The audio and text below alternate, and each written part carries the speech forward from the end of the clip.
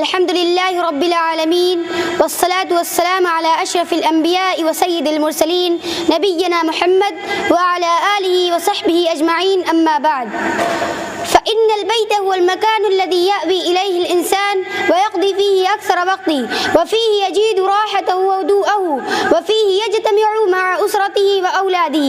ومن منا لا يتمنى أن تحل البركة منزله، ومن منا لا يرجو أن يملأ الخير أركانه، وأن تعمر الراحة والسكينة ساكنه، وأن تغمرهم المحبة والحنان. إليكم أيها الأكارم 5 أسباب لحلول البركات في البيوت ونزول الخيرات في المنازل، وهي: السبب الأول تلاوة القرآن الكريم في المنازل.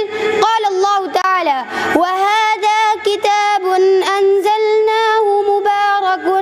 وقال سبحانه: كتاب أنزلناه إليك مبارك ليدبروا آياته وليتذكر أولو الألباب.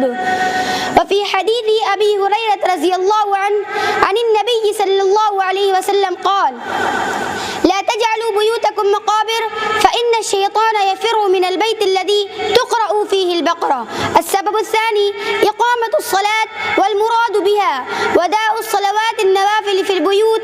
قال الله تعالى: وأمر أهلك بالصلاة واصطبر عليها لا نسألك رزقا نحن نرزقك والعاقبة للتقوى. وعن ابن عمر رضي الله عنهما عن النبي صلى الله عليه وسلم قال: اجعلوا في بيوتكم من صلاتكم ولا تتخذوها قبورا. السبب الثالث البسملة وذكر الله. فعن جابر رضي الله عنه قال: سمعت رسول الله صلى الله عليه وسلم يقول: إذا دخل الرجل بيته فذكر الله تعالى عند دخوله وعند طعامه، قال الشيطان لأصحابه: لا مبيت لكم ولا عشاء. وإذا دخل فلم يذكر الله تعالى عند دخوله، قال الشيطان: أدركتم المبيت. وإذا لم يذكر الله تعالى عند طعامه، قال: أدركتم المبيت والعشاء. السبب الرابع الصدقة، فهي من أسباب البركة على البيت وأهله، وخاصة صدقة السر. فعن أنس بن مالك رضي الله عنه أن النبي صلى الله عليه وسلم قال: إن الصدقة تدفئ غضب الرب وتدفع ميتة السوء.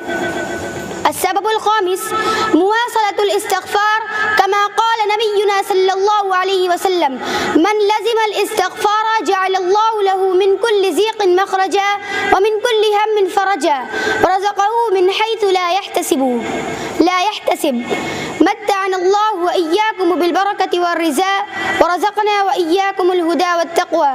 وصلى الله وسلم على نبينا محمد وعلى آله وصحبه أجمعين، والحمد لله رب العالمين. السلام عليكم ورحمة الله وبركاته.